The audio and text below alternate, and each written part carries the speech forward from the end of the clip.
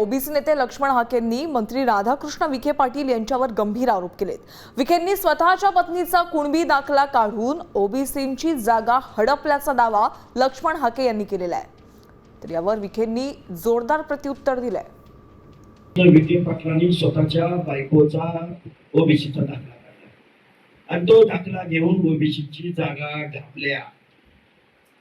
त्या राधाकृष्ण विखे काय त्याच्यावर सामाजिक दुजाभाव झाला असेल व या विखे पाटलाच्या घराण्याबरोबर सांगा बरं दादा। त्यानं ओबीसीचा दाखला काढलाय, ओबीसीचं पद दाबलंय। तुम्ही एका खानदार मंडळी, गावातली वतनदार, जागीरदार, मान सन्मान इज्जत, अरे गावच्या गाव पांढरीमध्ये उपजाऊ जमीन ज्याच्या मालकीची, वाड्याचा वाडा आणि वाड्याचा बुरुज ज्याच्या मालकीचा, तुम्ही कसं मागास असू शकाल? जो लढा चाललेला आहे तो मराठा आरक्षणाचा सुरू आहे। आता ज्यानं आणि पहिल्यापासून हीच भूमिका शासनाची आहे आणि आरक्षण समितीचा अध्यक्ष म्हणून माझी आहे की आम्हाला दुसऱ्याच आरक्षण नकोच आहे ना। ओबीसीच्या आरक्षणाला धक्का न लावता हे आरक्षण आपल्याला पाहिजे। शासनाची भूमिका दुसऱ्याला काढून देण्याची नाहीच आहे ना।